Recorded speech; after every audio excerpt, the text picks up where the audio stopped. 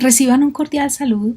Mi nombre es Mónica del Valle y les doy la bienvenida a esta jornada final de la sexta Conferencia Internacional de la Asociación Colombiana de Estudios del Caribe y sexto Congreso Internacional de Estudios Caribeños que organiza la Asociación Colombiana de Estudios del Caribe, la Universidad Nacional de Colombia, sede Caribe, la Universidad del Magdalena y la Pontificia Universidad Madre y Maestra de República Dominicana. En esta ocasión también contamos con el apoyo del proyecto de investigación Connected Words, The Caribbean Origin of the Modern World, dirigido por la profesora Consuelo Naranjo Orobio del Instituto de Historia, Consejo Superior de Investigaciones Científicas de Madrid. El tema central de esta conferencia ha sido el Caribe sin fronteras, islas y costas continentales, relaciones entre las dos orillas. El día de hoy tengo el gusto de presentar a mi colega y compañero en la Asociación Colombiana de Estudios del Caribe, el doctor Jorge Enrique Elías Caro, quien hará la conferencia de cierre que él ha titulado Las industrias culturales en los siglos XVIII y XIX, la experiencia del Caribe. El doctor Jorge Enrique Elías Caro es actualmente el vicerrector de investigación de la Universidad del Magdalena, donde es profesor titular. Hasta hace poco se desempeñó como director de publicaciones y dio allí un trabajo inmenso para hacer visibles las publicaciones sobre el mundo caribeño colombiano. Hizo su doctorado en Ciencias Históricas y una maestría en Historia Contemporánea, mención Estudios Latinoamericanos, ambas en la Universidad de La Habana. También es magíster en Administración de Empresas. El doctor Jorge Elías es sin duda uno de los impulsores académicos más potentes y comprometidos del momento con los temas caribeños en Colombia y en la amplia región caribeña.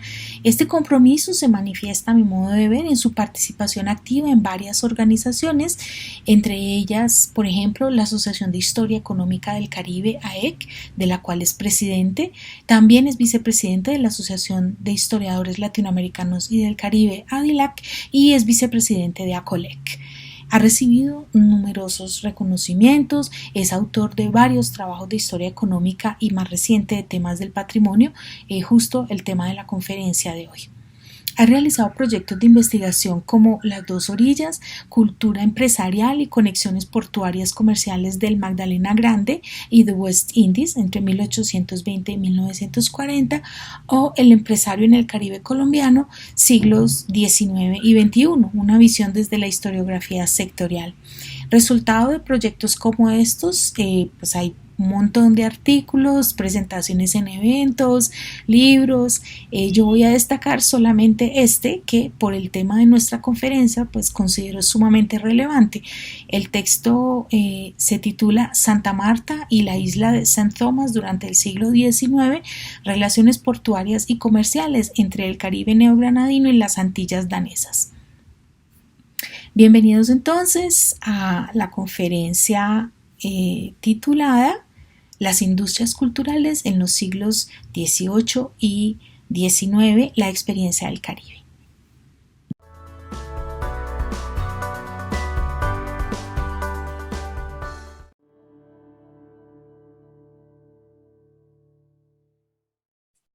Muy buenas tardes, complacido de estar acá como conferencista de clausura de este importante evento de la Asociación Colombiana de Estudios del Caribe, ACOLEC, y de sus entidades aliadas como la Universidad Nacional de Colombia, sede Caribe, de igual forma la Universidad del Magdalena y quien esta vez nos acoge como anfitriona, la Pontificia Universidad Católica Madre Maestra de la República Dominicana, pero también de igual forma a los coordinadores del proyecto de la Unión Europea de Horizonte 2020 de Conexiones Caribe, coordinado por la doctora Consuelo Naranjo Orobio, en el que como resultado también de estos productos de diseminación y hacer parte del mismo, pues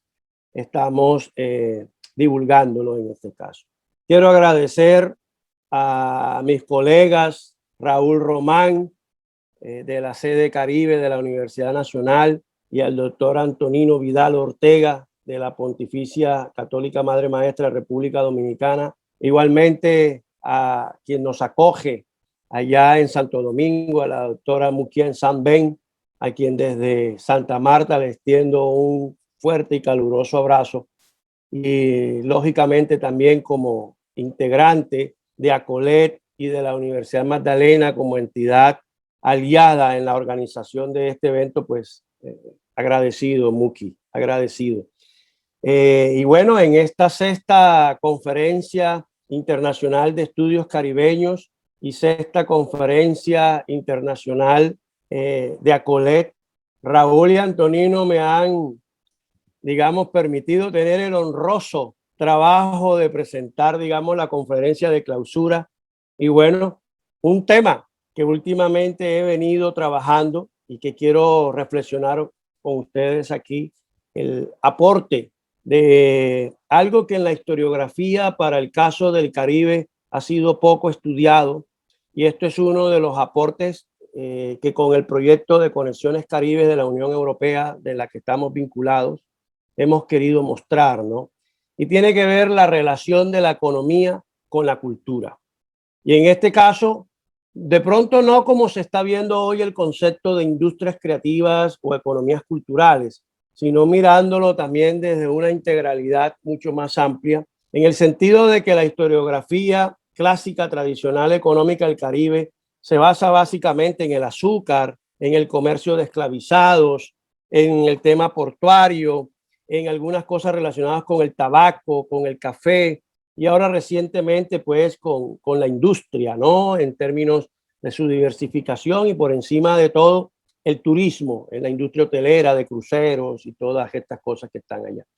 Pero en otros temas pues hay un vacío bastante evidente en el que es escasa la literatura porque se ha concentrado desde el continente prácticamente en lo que tiene que ver con el oro y la plata, ¿no? Pero que adicionalmente a eso, más allá de estos caudales, también hay otros productos que se ha no solamente, digamos, aprovechado como recurso natural en términos de las diferentes connotaciones de extractivismo que se hace de explotación del recurso, del medio, de los bosques, de la tierra, como minería, todas esas actividades del sistema productivo del Gran Caribe y sobre todo de América,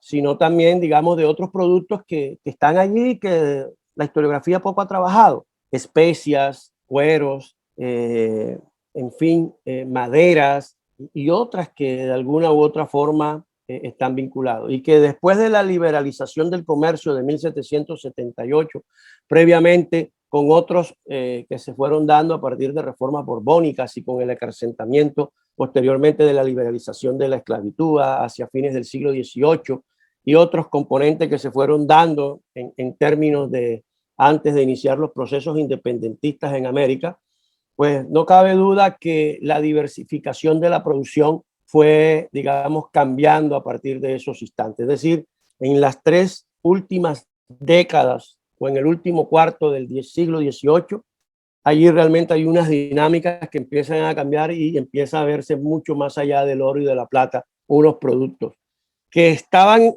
digamos, de origen, los distintos puertos que eran obtenidos de toda la geografía de América, pero que al final en Europa se industrializaban y tenían una finalidad que era su consumo cultural. Y que al final se apropió Europa de esos productos.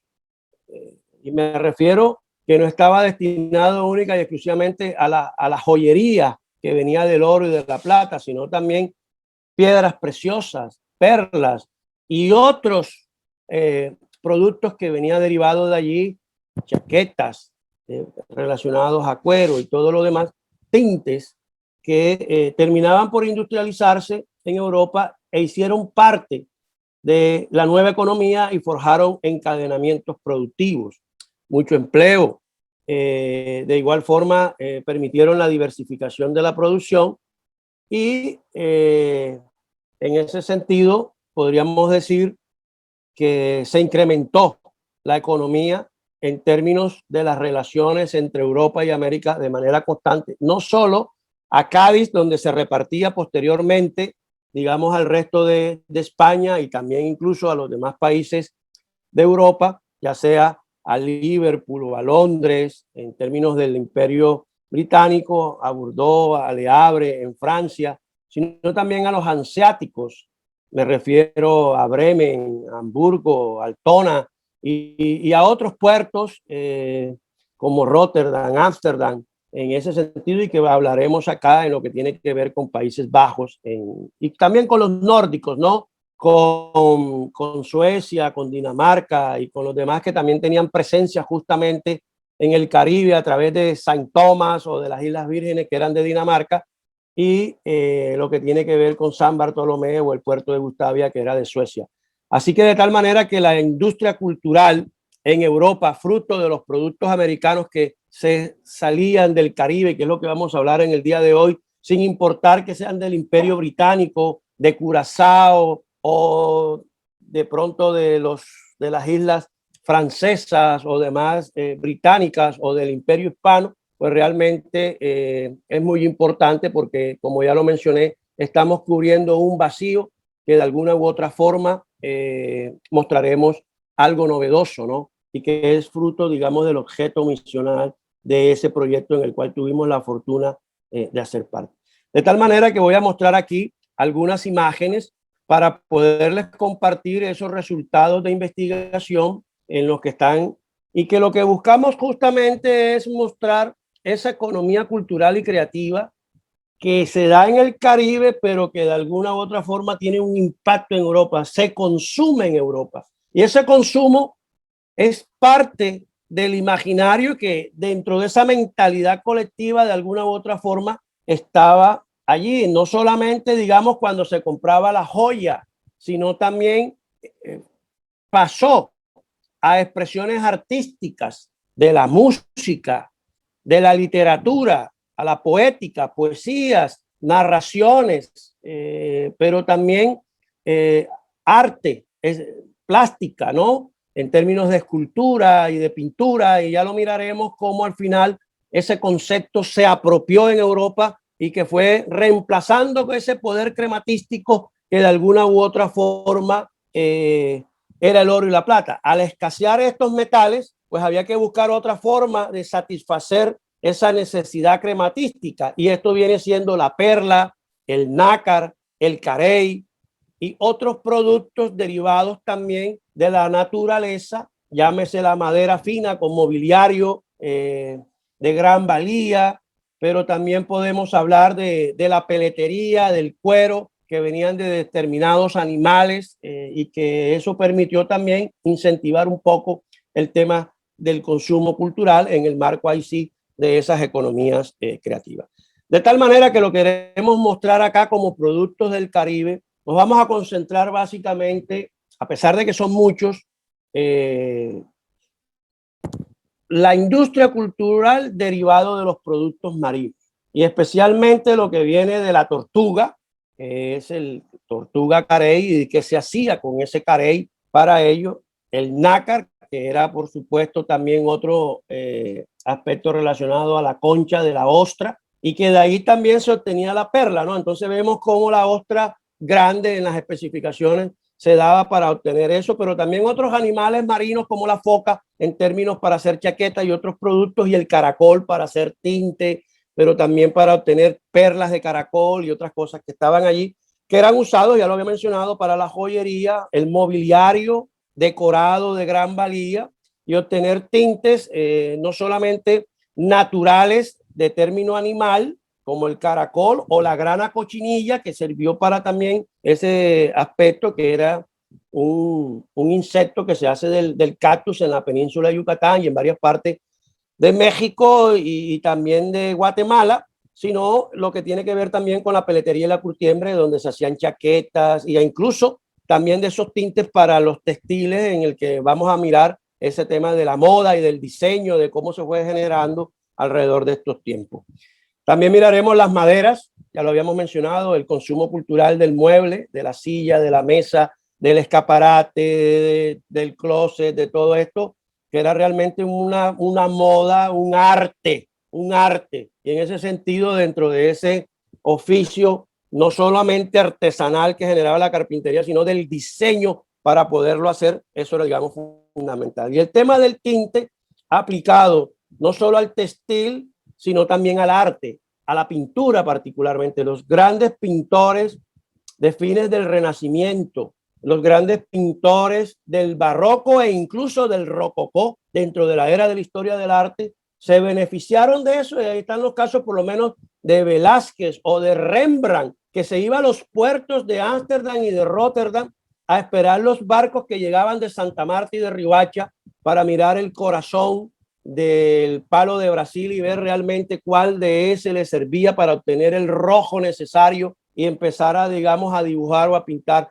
lo que tenía en mente a partir de eso. Entonces son aspectos importantes a considerar en lo que es la industria cultural y la relación de esos productos que vienen de América. Y por otro, está el tema de la peletería, de esos animales que de alguna u otra forma se obtenían y que si lo miramos al siglo XXI, hoy eso es realmente prohibido porque atenta contra el medio ambiente y hay leyes o regulaciones que lo prohíben.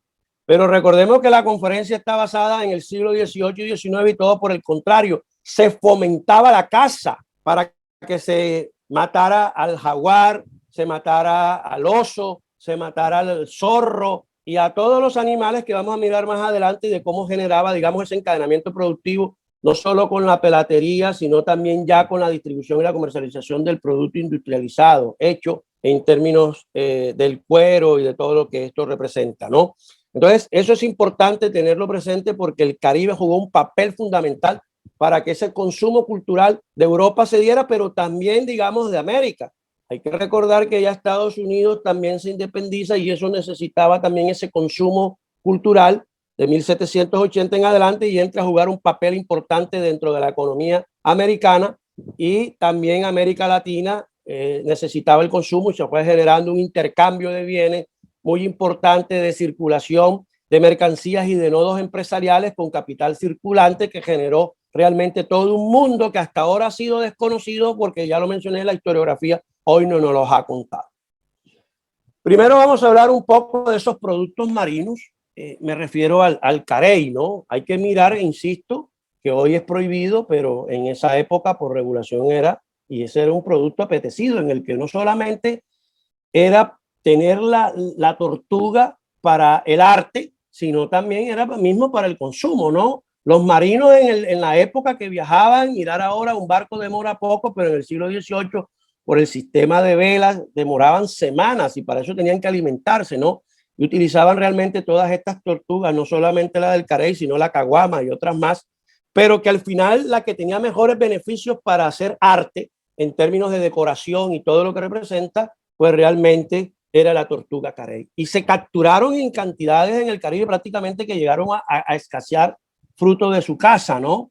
Y que los británicos particularmente fueron los que vieron esto, que después, ya lo mencioné, de la liberalización del comercio, los españoles empiezan a darle otra mirada, vieron un punto importante en su crecimiento y ahí vemos por lo menos cómo un carpintero con todas las oficios del oficio hace un arte, utiliza maderas finas, pero también en su momento dado todo lo que ustedes ven allí de ese color, digamos, como color caoba, café, todo con el brillo que tiene, eso sencillamente es el caparazón de la tortuga, ¿no? Y ahí se fue mezclando con el oro, con la plata, con las esmeraldas, con los rubíes, y se fueron diseñando joyas y mobiliarios de gran valía, que al final tener eso era como si tuviéramos realmente grandes cantidades de oro o grandes cantidades de plata, ¿no? Reemplazó ese poder crematístico que está allí.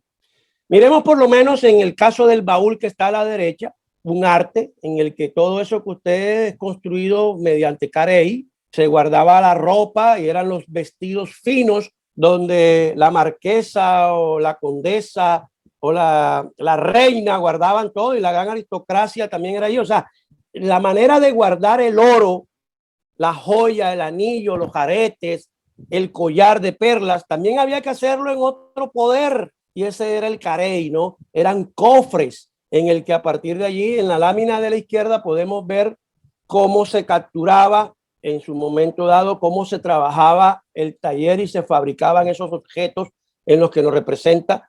Y vemos que a partir de ahí había una variedad de productos para sujetar el cabello de las mujeres. Ahí los podemos ver, los sujetadores, los peines, todas las peinillas de la época eran de carey, pero también los famosos espejuelos o las gafas, los binóculos que se hacían en la época para ver la corrida de toros o para ir al teatro y ver la dramaturgia que se presentaba, o la ópera o la zarzuela, dependiendo en lo que iba. También eran esos binóculos hechos de carey. En algunos casos también estaban los libros de baile. La gente anotaba, las mujeres, en un listadito el orden para el baile, y eso era un librito encuadernado de carey. Y vemos que al final eso tenía ese consumo allí y que tuvo muy importante su desarrollo. Pero aquí lo vemos ya mezclado con caoba, con roble, con cedro, con abarco, con maderas finas, que de igual forma, lo que vamos a ver más adelante, el tema mobiliario también repercute en ese consumo cultural y generó imaginarios en el que mezclando una caoba o un cedro o un roble americano con el carey era poder, un poder que al final, bordeado con oro, bordeado con plata, con esmeraldas, con zafiros, con rubí, imagínense todo lo que eso iba a generar. Pero también vemos del lado derecho otros productos que se podían hacer, bolsos, colgarejos, en fin, cosas para guardar que estaban allí y que realmente la industria cultural aquí se ve representada. Otro tiene que ver con el nácar, ¿no? El nácar es un producto marino también, ahí lo vemos, una concha de una ostra, que tiene muchos usos, e incluso pulverizada servía para proteger la piel. Había un consumo, como lo vemos en este caso, concha de nácar para protegerla. Había un consumo cultural de la industria cosmética. Esto no es de ahora, esto viene del siglo XVIII, XVII, ya con la pulverización del mismo ayudaba a prevenir arrugas. Tenía, digamos, ahí una connotación propia de lo que eso representaba, pero que ese carey también, en aplicación a otras culturas de consumo de tipo cultural, valga redundancia, podemos ver esto. Miren la de la izquierda, vírgenes decoradas y hechas a base de carey.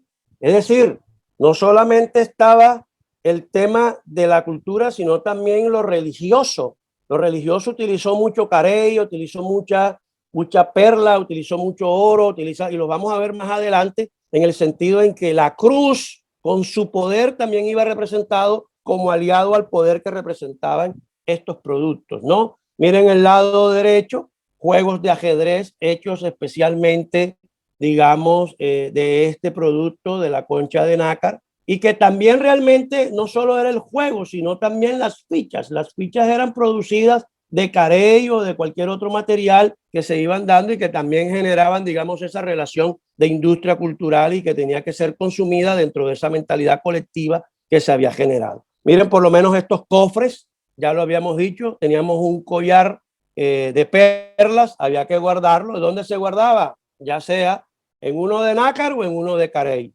Teníamos cadenas de oro, teníamos anillos, y había que guardarlo. En este caso, miren del lado izquierdo, otra vez, mobiliarios decorados en todo lo que esto representa, y que quiero decir que realmente estas imágenes las he podido obtener gracias al aporte que me hizo el Museo de Artes Decorativas de Madrid en una instancia que tuve la oportunidad de estar allá, que me ha permitido analizar todos esas artes que se hicieron de estos productos en esa instancia, y que puedo mostrar porque son realmente la relación que nos muestra de la economía y la cultura, ¿no? En este caso. Pero también otro producto marino de gran relevancia es la perla, que viene también de otra ostra. Y vemos que al final allí se pueden hacer medallones, collares, y miren el de la derecha, la cantidad de perlas mezclada con oro, mezclada con plata, y con nácar y con carey también se mezclaba, es decir, estaba todo esto, y vemos que es muy importante. Miren esos collares, importante, digamos, lo que representó el arete, el juego en lo que estaba, pero la imagen de la izquierda es impactante. Es un consumo cultural ligado a la cruz, ligado al otro poder realmente que era lo religioso, y en ese sentido ligado a zafiros, ligados a rubí, pero que entre el zafiro y el rubí está la perla. ¿cierto? Y entre el zafiro, el rubí y la perla está la cruz de oro, es decir, lo que va mucho más allá para celebraciones litúrgicas, para celebraciones religiosas de todo tipo, para las procesiones, para los actos de devoción y todo lo que estaba allí. Otro tema cultural en el que esto se insertó de manera, digamos, con cierta relevancia, ¿no? Y miren por lo menos la de la izquierda, un cáliz con piedras, en este caso semipreciosas, pero también están las perlas. Ahí también podemos mirar un carey con oro, ¿cierto? Y la sangre de Cristo. O sea, estamos llevando lo cultural del Caribe a la sangre de Cristo. El nácar y la perla que se obtenía aquí en el Cabo de la Vela, en la Guajira colombiana, y también, digamos, en Bahía Honda, pero también en otras partes. Esa perla al final terminaba llevándose culturalmente a Europa, y ahí lo vemos, ¿no? No es cualquier cosa, es la sangre de Cristo al momento, acompañado de estos productos que en esas celebraciones litúrgicas o religiosas, en el marco de la devoción y de todo lo que representa esta práctica cultural, está ahí, se está consumiendo, ¿no? Pero también la aristocracia para demostrar el poder. Ahí lo vemos, miren este cuadro muy importante del siglo XVIII, una baronesa con su collar de perlas, pero en la mano el abanico de Carey. El abanico también un consumo cultural importante, y ahí tuve la oportunidad de ver distintos abanicos que se hacían en toda Europa, todos los países lo hacían. ¿De Carey de dónde? Carey que venía del Caribe, de todas nuestras costas, de lo que era la Nueva Granada en su momento, de las costas de Venezuela, de todas las costas centroamericanas e incluso de las islas, pero que ahí estamos viendo esos consumos culturales del abanico que es vital y que están allí en la mezcla de perla y de todo, que todos esos productos marinos y que se fueron apropiando, digamos, de manera tal. Pero miren esos fotograbados de los retratos de la reina Ana I de Inglaterra. Fotos que si ustedes miran el tema de la perla es clave. No solo era el tema del collar, sino que era también los colgarejos del cabello, que se hacían ramos de uva que le descolgaban, ¿cierto? Las coronas llenas de perlas de que venían de acá del Caribe. Entonces, en conclusión, esa economía que estaba allí representó algo mucho más allá del oro y de la plata que no se está teniendo en cuenta y que hay que trabajarlo para mirar en ese sentido todo lo que aportó. ¿Cómo lo vemos también? Que no solamente es en lo material, sino también cuando uno habla de la cultura y lo patrimonial, hay que verlo desde lo material y lo inmaterial. Y en ese caso, dentro de las oralidades, las narrativas, la música y todo lo que representa las distintas expresiones artísticas y prácticas culturales, eso también se consume porque hace parte del imaginario. Entonces, como mentalidad colectiva, se va apropiando y la gente se identifica con eso y genera una identidad propia de ello. Entonces vemos cómo la perla, un ejemplo, me tomé la tarea de estar varias semanas en la Biblioteca Nacional de España y miré cómo era el consumo cultural desde los libros para mirar lo que representaba la perla, y me tomé la tarea a través de unos comandos de búsqueda especializada, la perla, y me aparecieron solo en el siglo XVIII, que no se producía tanto libro, en España, libros españoles, no hice lo de los otros países, solo libros españoles, 637 libros en el imaginario dedicado a la perla. De hecho, hay uno que es en el caso de Santa Marta, que tiene su nombre, la Perla de América.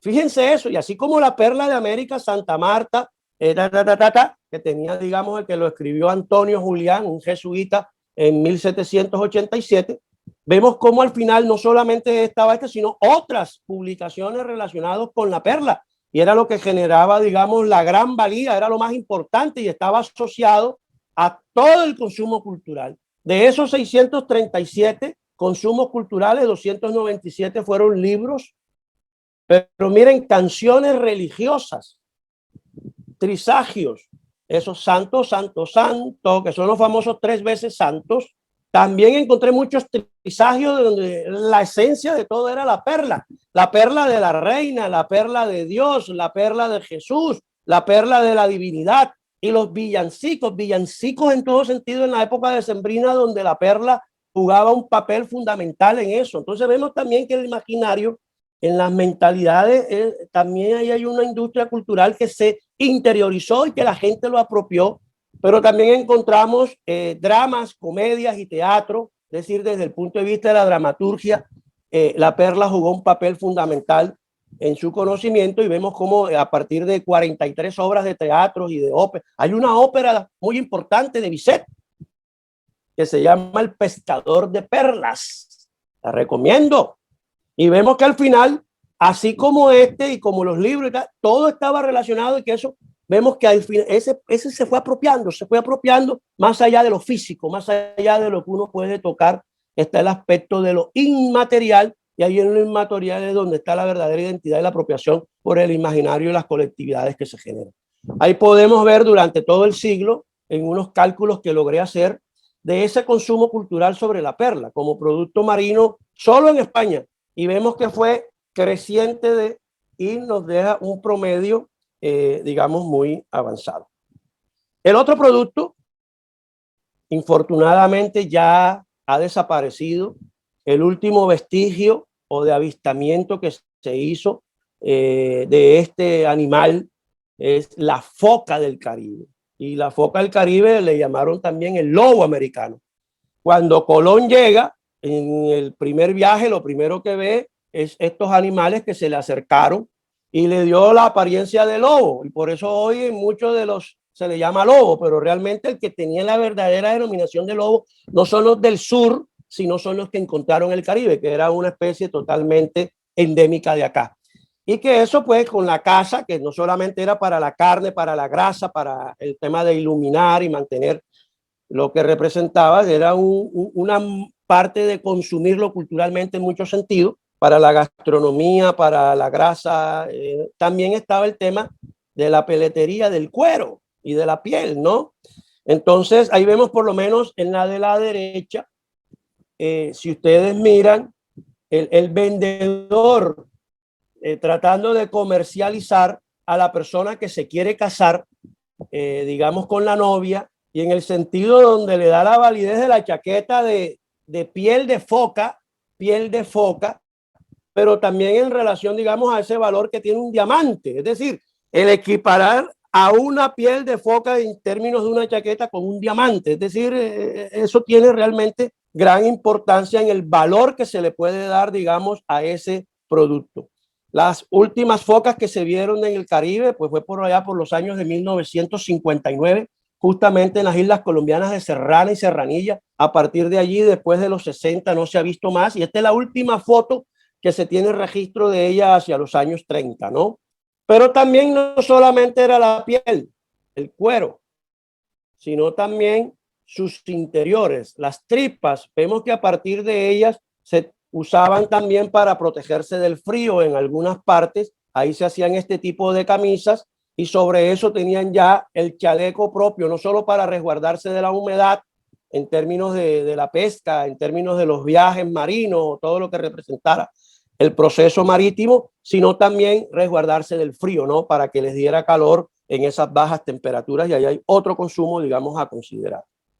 El producto, digamos, que poco se ha trabajado, se conoce escasamente a través del trabajo de Lizeth Payne de la Universidad de Costa Rica, y es el caracol de tinte, ¿no? El caracol púrpura. Y vemos que a partir de allí es porque también da unas perlas, entre otras cosas. No solamente las perlas vienen de la ostra, sino vienen de bivalvos en general. Y digamos, caracol tiene un color muy importante, digamos, para el tema de la industria textil, y era usado prácticamente para la cultura religiosa. Los grandes obispos o cardenales, miren que ese es el color que se usaba para las túnicas, para también tintar al gorro, digamos, en este caso no recuerdo el nombre ahora de que tiene, digamos, el obispo para diferenciarse, pero que al final tenía un consumo muy importante dentro de la cultura litúrgica, ¿no? Y también, digamos, para otros usos, el tinte, ahí lo podemos ver, y de ahí se podrían hacer mochilas, tejidos, en fin, cantidades de cosas que tenía, digamos, esa representación, y vemos que también este producto marino hizo parte de esa economía cultural. Y el otro tiene que ver con un líquen, que es la horchilla, y que de igual forma también genera otro tinte, ya lo estamos viendo, tintes naturales, que es, digamos, un color rosado, por decirlo así, y que también es usado no solo para la industria textil, sino que también por su solidez y consistencia, lo veremos más adelante, en la locería y en la industria del mosaico. De ahí se hacía polvo, y ese polvo pues en grandes hornos, sobre todo en la industria valenciana, se hacían vasijas, platos, pocillos, y otro tipo de decoración, digamos, artística en medio de la locería, ¿verdad? Y mosaicos para decorar el piso, para decorar el baño, para enchapar las cocinas. Entonces, era, digamos, la grana cochinilla, la horchilla, el palo de Campeche y el palo de Brasil, cuando se hacían polvo, pues realmente, digamos, tenían esa connotación, y la horchilla, para dar esa coloración rosada, digamos, tenía un aspecto muy claro. Ahí vemos por lo menos, ahí lo vemos ya hecho polvo de este lado, y de cómo da la coloración al momento de obtenerla, y que en Europa este producto era bastante apetecido porque es un líquen que está adherido a las rocas marinas y que simplemente era recogerla, y que dependiendo de la misma, pues era un producto de aprovechamiento cultural. Los segundos productos tiene que ver con lo maderable, ¿no? Con los bosques. Ya no vamos al aprovechamiento del recurso en el Caribe de lo marino, sino del interior. Y en este caso, como lo dijo Funes, de bosques a sabanas para incentivar proyectos agrícolas y ganaderos, pecuarios, en el sentido que yo deforestaba el bosque para sembrar caña de azúcar, deforestaba el bosque para siembra de tabaco, de cacao, de café o de cualquier otro producto, y más recientemente en el siglo XIX de banano, ¿verdad? Pero que al final ese bosque, para meter banano o ganadería intensiva desde el siglo XVIII, mucha industria ganadera, pues había que usarla, y no solamente se usaba para hacer carbón, sino también tenía otras finalidades. La primera, en el tema maderero, era la industria mobiliaria. Ya lo habíamos mencionado, estas maderas finas para hacer mesas, sillas, escaparates, closet y todo lo demás, que miraremos algunos, se pueden, de toda esa fabricación, no solamente artesanal, sino también industrial del mobiliario, sino también de la industria del tinte. El tinte que fue vital para desarrollar otras industrias, de tal manera que aquí el encadenamiento productivo y la formación de tejidos en ese entramado socioeconómico fueron muy importantes, porque generaron empleo y masificaron, digamos, fuentes de trabajo y diversificaron la producción, ¿no? Entonces miremos por lo menos esta imagen, es de aquí del Caribe colombiano, en las zonas de Sinú, en el siglo XIX, que se cortaban bosques, cómo se transportaban utilizando ríos, ciénagas, y eso de allí llegaban hasta los puertos, y a partir de allí se llevaban a Estados Unidos, a Europa, para poderlos industrializar y obtener, digamos, lo que, dependiendo de lo que se necesitaba, si era madera fina para mobiliario o si era madera de tinte para utilizarlos en los distintos fines que era para el arte, para la locería o en otras formas de tinte que es para la industria textil, y que ya lo veremos más adelante. Miren esas imágenes de 1860, de uno de los primeros daguerrotipos, de cómo se iban, digamos, deforestando y llevando esos bosques para obtener la madera, y eso generar, digamos, ese consumo cultural, que el fin primario era agrícola y pecuario, pero que al final había un aprovechamiento que terminaba en un consumo cultural, ¿no? En una economía creativa que estaba allí.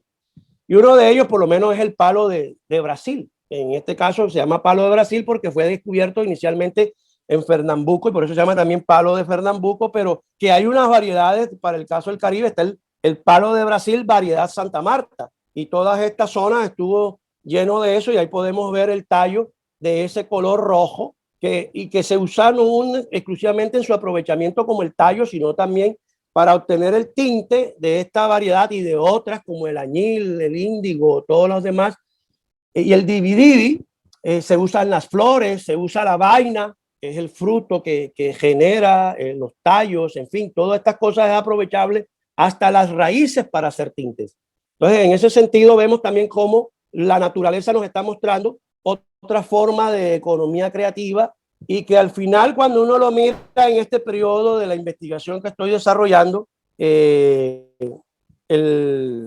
la grana cochinilla realmente es una de las más representativas, y no solamente por lo que era este bichito, que era un insecto que se da en los cactus, sino realmente por el complemento que da desde el punto de vista de la madera. Es que este era un rojo intenso, es la sangre. Se cogían, todo se recogía eso y eran la sangre del insecto, y daba el rojo, y que se usaba para muchas industrias, pero en reemplazo, por la escasez de la grana, el palo de Brasil era el que daba ese rojo. Y por eso vemos que tiene gran importancia en el consumo, con un poquito más del 20% de lo que representaba el consumo cultural dentro de la industria del tinte, el palo de Brasil, y que el palo de Brasil, variedad Santa Marta, jugó un papel importante en su desarrollo. Entonces, el palo de Brasil daba el rojo, el palo de mora que ven más abajo, que vamos a mirar una foto ahorita, daba el color caqui o beige, y también miraremos sus usos, el crema, ¿no? Y el palo de Campeche, que también da el color negro, ¿no? Entonces, miremos cómo a partir de allí los árboles fueron dando una diversificación también del color, que fue usado para distintos usos culturales, mucho más allá del textil. También lo mencioné, a la locería, al tema de los mosaicos, y por supuesto también al arte que, mezclado con ácidos, con aceites, con emulsificantes, terminaban los grandes pintores retocando sus grandes obras, que hoy nos los están, digamos, llevando como un patrimonio artístico, pero que al final con productos americanos y salidos del Caribe, ¿no? En este sentido, que es una de las cosas a considerar. Pero también habían otros arbustos que generaban productos naturales que iban para el tinte, como el añil, que es el famoso índigo, que es lo que usamos nosotros usualmente en el blue jean, ¿no? Ese color azul que está allí y nos lo daba el añil. Y el achote, que a veces se usa para la industria condimentaria, en la gastronomía o en las culinarias tradicionales, sino que también tenía un uso artesanal para el tinte y daba un color como color naranja, ¿no? Un color zapote allí más o menos, que también para tintar hilos y hacer mochilas y hacer una serie de cosas, y que para Europa se exportó también para obtener, digamos, ese color en ese sentido. Entonces ahí vemos la ponderación de cada uno de ellos, y por supuesto dentro de las maderas tintorias el palo de Brasil jugó un papel preponderante, seguido del palo de Campeche y del palo de mora, ¿no? Terminando pues con el añil y por último el achote. ¿Cómo fue el comportamiento en la estructura de mercado y de precios de la demanda y la demanda de esos? Ahí lo podemos ver solo en el caso de Madrid, que fue también de un crecimiento constante, y vemos por lo menos lo que tiene que ver con los otros árboles más allá del de Campeche, del de Brasil. Ahí está el palo de Campeche y el palo de mora, y que esto, una vez llegaba a Europa, en las correccionales de menores, les recuerdo que para esa época la menoría de edad era de 21 hacia abajo, se alcanzaba la mayoría a los 21 y en algunos países hasta los 25. España y otros países ya estaba, Inglaterra eso tenía 21 y otros lo tenían hasta 25, España lo tuvo hasta bien entrados 25 años. Entonces todas estas correccionales de menores, es decir, jóvenes de 18, 19, 20, 23 hasta 24, cuando se daba, los llevaban allí y los ponían a trabajar, y eso fueron los que se llamaban raspios, porque tenían que raspar, ¿no? Y sacar el acerrín y sacar el polvo de la madera, y ahí lo vemos en una de las ilustraciones que se daban de toda la madera que iba llegando, si era palo de Brasil para sacar el polvo rojo o el acerrín rojo, si era mora, ahí lo vemos en el del centro, el color amarillo que daba el beige o el caqui, y el negro que da el palo de Campeche. Ahí vemos algunas imágenes de esos raspios, de cómo los muestran, digamos, las correccionales holandesas, y vemos los jóvenes haciendo ese trabajo para que de allí se obtuviera, digamos, la industria, y que si era para el tinte de textil, había que meterlo en grandes calderas con ácidos. ¿Y cuál era el ácido de la época? El orín. Ahí orinaban, sacaban el ácido, y a partir de eso, con el ácido úrico y con todo lo que esto representaban, tenían realmente los productos químicos necesarios para posteriormente, con emulsificantes y algunos aceites, poder generar, digamos, lo que necesitaban, incluso hasta de tanino para ello, ¿no? Entonces, miren, por lo menos la de la derecha, los grandes abastecimientos y aglomeraciones de troncos que venían de América, que venían de aquí del Caribe, de las islas y de nuestras costas, de Santa Marta, de La Guajira, de Venezuela, de Centroamérica. Terminaban esto porque la ruta era de Curazao, salía de Santa Marta o de Riohacha a Curazao y de Curazao iba a Ámsterdam, pero también los que usaban, los que llegaban a Jamaica, sin importar de dónde, llegaban a Jamaica, de Jamaica a Londres, a Liverpool, o los que llegaban a Santo Domingo francés o al Saint-Domingue, de allí pues a Le Havre, a Burdeos en Francia, ¿no? Pero también los que usaban las Islas Vírgenes a través de Saint Thomas o los suecos a través de San Bartolomé, que los llevaban, digamos, a Suecia o Dinamarca, se fueron generando esos circuitos y que cada quien pues realmente tenía esos escenarios para producirlo. Miren, por lo menos la industria textil, los británicos fueron los pioneros, digamos, en utilizar el palo de mora. Ahí están las distintas variaciones en los uniformes militares. Y yo recuerdo cuando era un niño ver soldados todavía con uniformes de color caqui. Y ese caqui viene realmente hoy, viene de anilinas, viene de otras cosas más industriales, pero durante todo el siglo XVIII, el XIX y las primeras décadas del XX, venía de ese árbol que sacábamos de aquí, de Costa Rica, de Panamá, de Honduras, de la zona del Caribe colombiano, de Venezuela, y que es el famoso palo de mora y que realmente, digamos, tiene esa industria en el textil. Pero también se usaron, ya lo mencioné, para el arte. Ahí vemos por lo menos ese famoso lienzo de Velázquez en el Museo del Prado, que está allí, y que usó realmente palo de Campeche para obtener esa tonificación de color negro. Ese color negro no existía y que el rey de la época lo hizo masificar porque le daba unas condiciones propias. Miren el vestido, ese negro no lo daba y el palo de Campeche se lo da.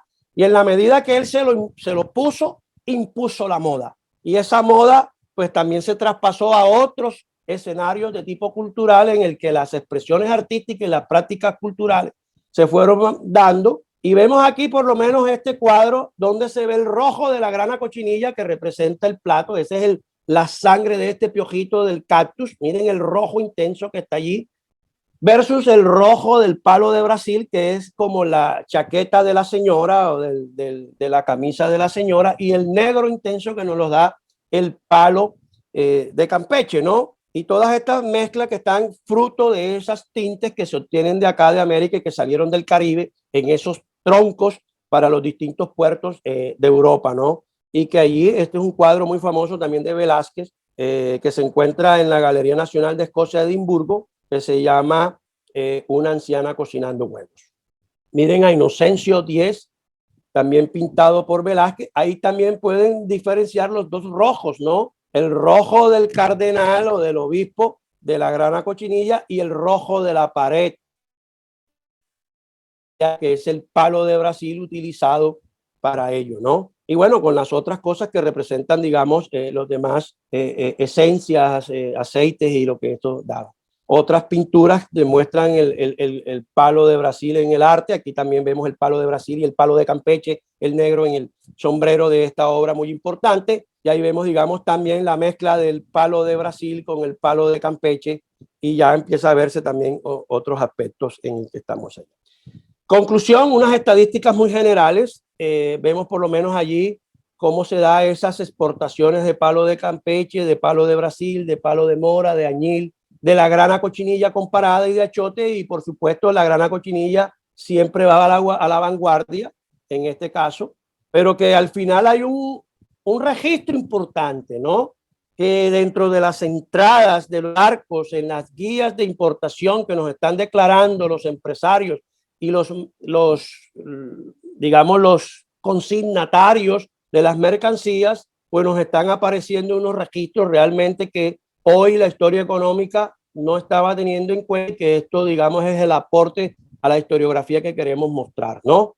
Más allá de las cifras y de las gráficas, creo que aquí hay un hallazgo que vale la pena para el caso de la historia económica del Caribe.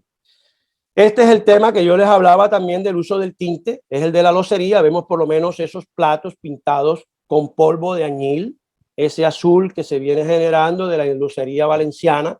Y del otro lado, el tema de los mosaicos, ¿no? Que se usa para el enchape de baños, enchape de cocina, pero también para fachadas o mosaicos más grandes, digamos, en términos del piso. Y en ese sentido se usaba también estos tintes, ya había mencionado el del caracol y otros más que, digamos, tienen ese aspecto para la arquitectura, que también es arte, y otros usos en ese sentido.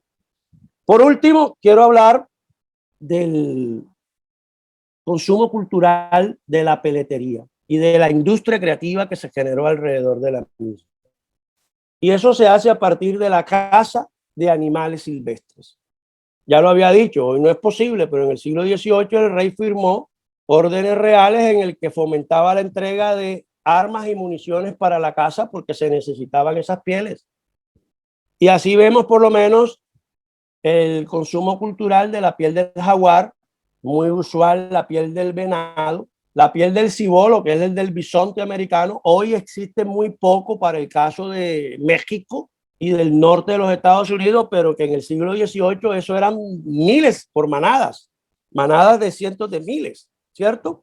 Y que representan también esos circuitos comerciales porque estaba vinculado Veracruz, La Habana, Nueva Orleans y San Agustín, la Florida y todo lo demás, porque ahí era donde estaba, pero que llegó muy abajo, casi que más allá del centro de México. Y por supuesto esos puertos de Veracruz y de La Habana jugaron un papel fundamental en el desarrollo de este animal. Ni qué decir del zorro, y ya habíamos hablado de la foca americana, que no la voy a mencionar acá porque ya lo había tratado con anterioridad, pero que al final también hace parte de esa industria de la peletería, y otros animales como la marta, de pronto, digamos, algunos marsupiales también que fueron cazados porque tienen una piel linda y que eran usados para gorros, para bufandas y otras cosas en ese sentido. Al final, podemos contabilizar las casi 700 embarcaciones que salieron a lo largo del siglo, y vemos por lo menos cuántos declaraban pieles de zorrillo en esas 2 décadas de 1780 a 1800, cuántos declaraban pieles de tigre, cuántos de lobo marino, que es la foca del Caribe que ya habíamos hablado, de venado y de cibolo, ¿no? Y de otros, como ya los mencioné, la marta y estos marsupiales que estaban, digamos, ahí. Ahí lo vemos, ese consumo de pieles que estaban. Y hay que mirar de que estos animales en principio eran catalogados dioses, ¿cierto? Hablar del jaguar en la industria de los aztecas, hablar del jaguar en la cultura de los mayas, incluso de los taironas o de los... Es fundamental. Lo mismo pasaba con otros animales, como el venado y todos los que estaban allí y que terminaron siendo dioses en su momento, pero pasaron a presa. Y en este momento hasta los mismos indígenas, en el cambio de esas regulaciones y en la adaptación colonial y en la imposición que eso representó, terminaron matando a sus dioses y reentregándolos a ellos, y que al final estas estadísticas que estamos mostrando acá es realmente a considerar en ese comercio a tener en cuenta. Vemos por lo menos el caso de la piel del tigre, el tigre que está diseminado por toda América. Incluso existió tigre en las islas, pero que los últimos vestigios se dieron desde el siglo XVI, ya en el XVII ya parece que estaban extintos, pero que sí existieron, también eran nadadores y llegaban allá y que de isla en isla fueron caminando y que prontamente desaparecieron, y vemos cómo está la distribución histórica de hoy y que ya lo había hablado. El jaguar era parte fundamental, y cuando uno mira lo que representa, era el hombre jaguar. Aquí hay, por lo menos en el caso de la cultura tairona, donde me encuentro en la Sierra Nevada de Santa Marta, está ese arte prehispánico del hombre jaguar, el hombre que se convierte en jaguar. Y ahí lo vemos disfrazado con su jaguar, con su protección, hacia 1752, nos muestra este dibujo, pero que al final ya pasa de ser un dios, y ahí vemos algunas imágenes donde ya es cazado, ¿no? Y es cazado para usar la piel en este sentido, pero con la llegada también de los españoles y el incentivo que se le da a su caza por lo rico que es la piel, ya vemos al indígena con el europeo o con el criollo ya con escopetas. También hubo un cambio tecnológico en términos de la caza para poder obtener esta piel y poder avanzar un poco más allá en lo que eso representa. Y ahí vemos esta imagen cazando, ya no como la anterior con flechas, sino realmente con escopetas, que era lo que se estaba fomentando en Europa para esto, para mostrar los bolsos para mostrar las alfombras de jaguar, cortinas o aspectos para tapar el sol, lo que fuera la ventana de jaguar, y vemos allí carteras, bolsos, y que esto al final, dentro de esa industria, es una cultura que jugó un papel importante porque movió mucho dinero, ¿no? Todavía es la hora, de manera clandestina, venden el colmillo, venden, porque tiene también aspectos de mitología, ¿no? En esas creencias y en esos aspectos también de cultura religiosa, chamánica, ancestral en este caso, pues también es un respeto que ellos tienen por ello y que por supuesto también hay un consumo dentro de esas sacralidades, ¿no? Pero que al final ahí se viene dando. Lo mismo miremos cómo se daba, cuáles eran los puertos.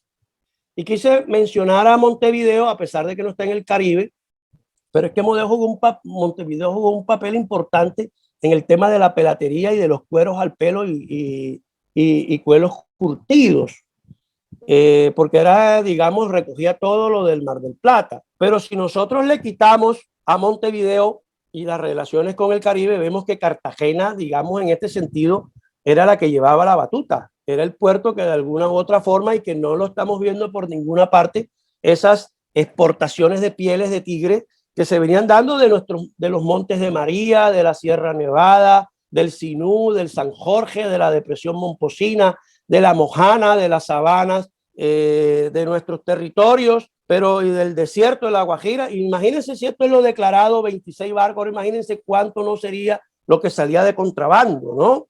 Entonces la industria cultural generó, digamos, un aspecto vital, porque ese comercio ilícito fue 3 veces más de lo que se declaraba. Entonces, si esto es lo que se está declarando, imagínense, dentro de eso puede terminar siendo especulativo lo que diga aquí, pero algunos han calculado que el 77% de lo que salía era ilegal y solo se declaraba el 23%. Entonces, imagínense esto, multiplíquenlo por 3 veces más.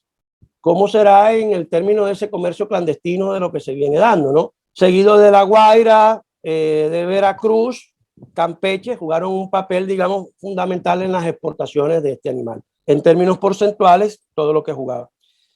Me encontré con unos hallazgos importantes de estas embarcaciones, de la relación de embarcaciones intercambiadas de los indígenas guayú con los holandeses, especialmente con los judíos sefarditas de Curazao, y que después terminaban en Ámsterdam y en Rotterdam. Y vemos que aquí no solamente era en el intercambio de perlas, de nácar o de carey, sino que también ya incluía pieles de jaguar, pieles de zorrillo y de otros animales que estaban allí en estos, y que los intercambiaban ellos para defenderse en ese trueque, no solamente por esclavos para pescar la perla, la ostra o lo que fuera, sino también para que les dieran pólvora, cañones y embarcaciones para defenderse de la Armada Española y poder continuar con esta actividad. Y que en un viaje que hice al cementerio de Curazao, mirando, investigando, me encontré con esos barcos comerciantes o mercantes entre Curazao y Riohacha que llevaban las perlas, que llevaban el carey y lógicamente todas estas pieles, ¿no? Y ahí vemos 4 barcos que entre 1700 y 1800, hay uno muy bien clarito que dice 1762, y que esto es parte también de la cultura. Había un artista que dibujaba y eso después lo llevaba al mármol y hacía, digamos, el grabado a partir del dibujo que estaba viendo en lo que representaba, y que eso lo llevaron a la lápida de ese comerciante que está allí, y que casi 250 años después, o casi 300 años, ahí lo vemos que se mantienen vigentes, porque esto fue una foto que tomé hacia el 2018, ¿no?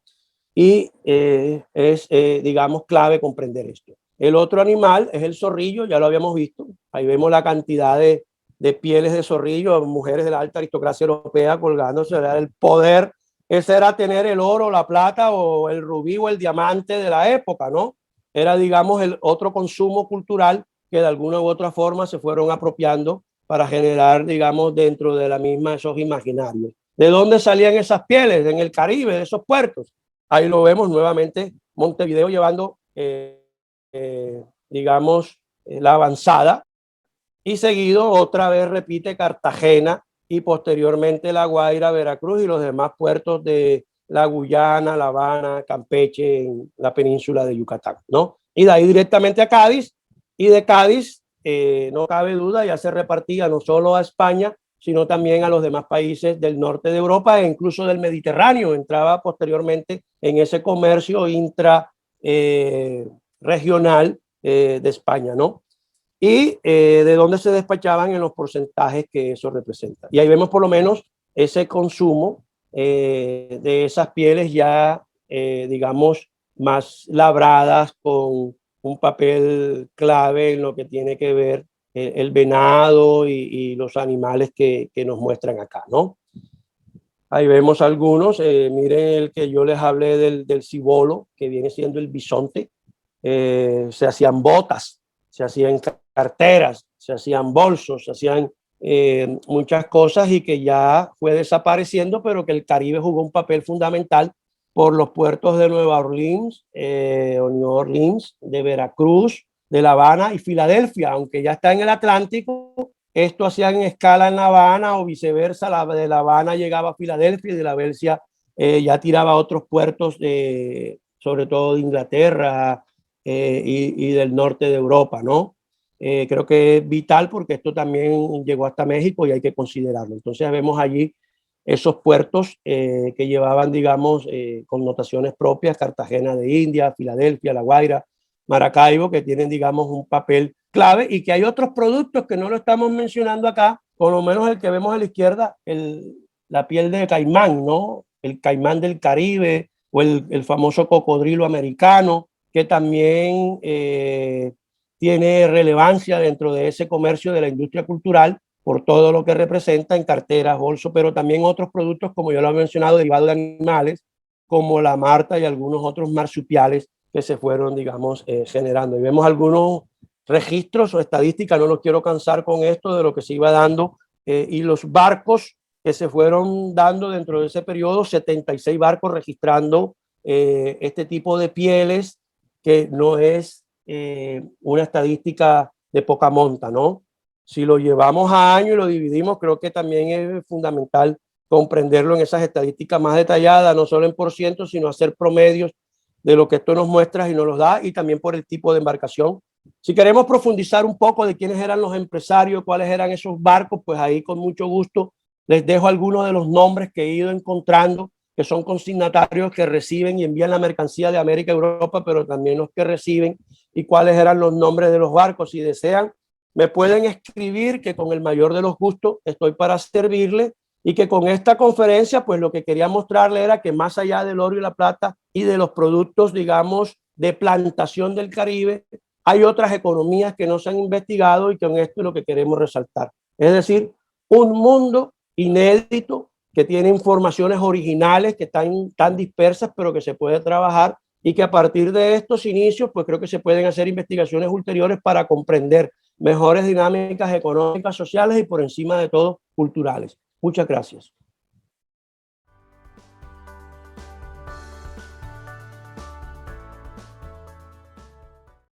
Bueno, muy bien. Agradecemos muchísimo la participación del doctor Jorge Enrique Elías Caro en esta sexta conferencia internacional de la Asociación Colombiana de Estudios del Caribe y sexto Congreso Internacional de Estudios Caribeños. Para quienes tengan interés en leer los textos, las memorias de este evento con sus ponencias estarán disponibles a partir del 20 de mayo en la página web de la asociación. La página es acolec.org.co. Acolec es acolec.org.co.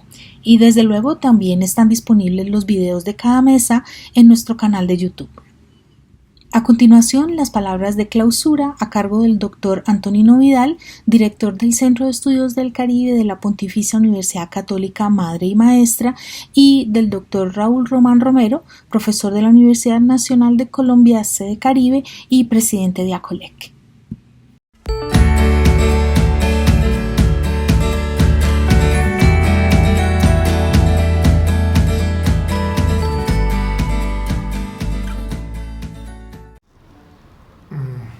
Buenas tardes a todos. Me llamo Antonino Vidal, soy miembro de la Junta Directiva de ACOLEC y uno de sus fundadores también.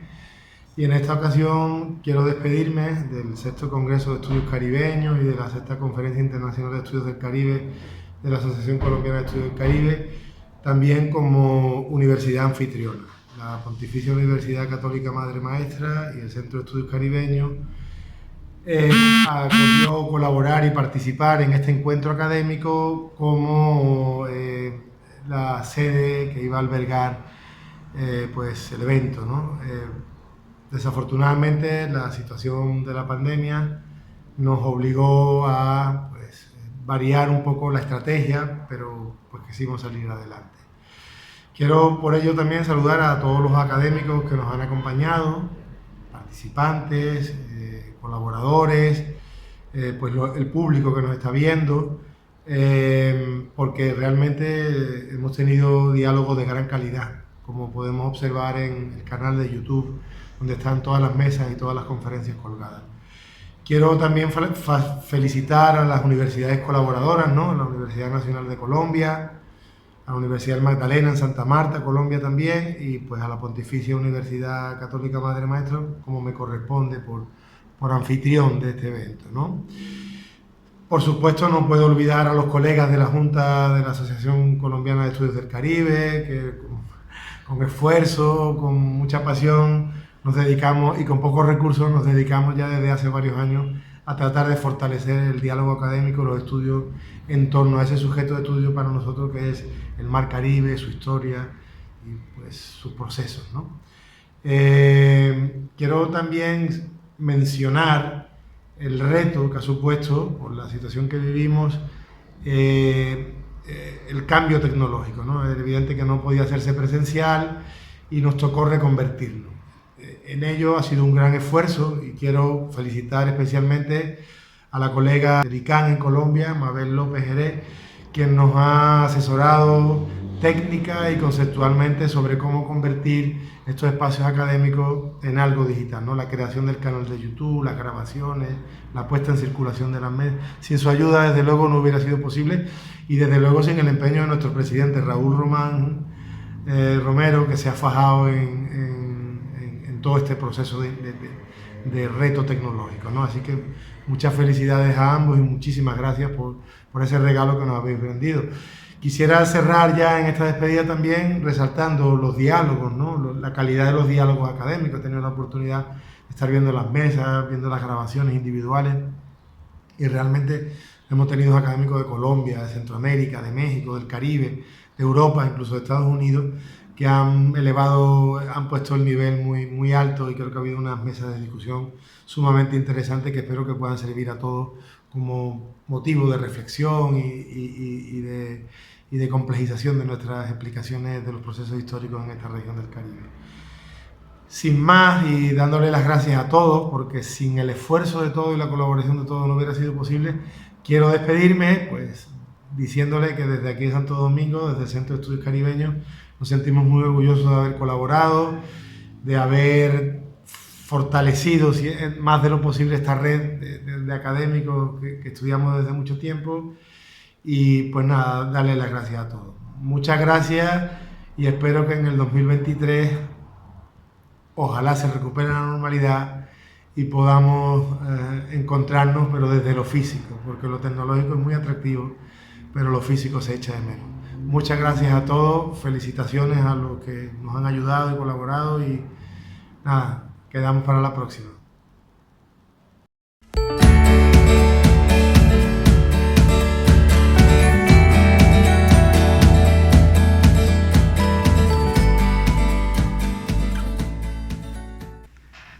Reciban un cordial saludo. Mi nombre es Raúl Román Romero. Soy profesor de la Universidad Nacional de Colombia, sede Caribe, y actual presidente de la Asociación Colombiana de Estudios del Caribe. En nombre de la Junta Directiva de esta asociación, quiero darles el agradecimiento a la Universidad del Magdalena, a la Universidad Nacional de Colombia, a la Pontificia Universidad Católica Madre y Maestra de República Dominicana, y por supuesto al proyecto CONEWORK que dirige la profesora Consuelo Naranjo. Sin la ayuda de estos organismos hubiera sido imposible desarrollar este evento. Y hemos llegado a la parte final de manera exitosa gracias a esta colaboración y este esfuerzo conjunto por construir un espacio de discusión y diálogo sobre los asuntos del Caribe. Y sobre todo mantenerlo en una época compleja y difícil como ha sido este último año. Como saben, este evento estaba organizado el año anterior y fue aplazado para este año, y hemos llegado a desarrollarlo de manera exitosa gracias a la colaboración, la participación entusiasta de cada uno de los ponentes y cada uno de los conferencistas que hicieron posible este evento. Una vez más, la Asociación de Estudios del Caribe cumple con este papel de articular esfuerzos para discutir temas esenciales sobre el Caribe. Sin embargo, el desafío sigue siendo importante para la asociación, que ha mantenido, pese a todo, una agenda académica importante. Para este año seguiremos desarrollando los espacios que hemos venido consolidando y algunos que hemos construido recientemente. Seguiremos desarrollando este año, continuando con la agenda de simposios. Ya tuvimos el simposio de historia número 1 sobre las sabanas y los valles del río Sinoí y San Jorge, que se realizó hace un par de semanas.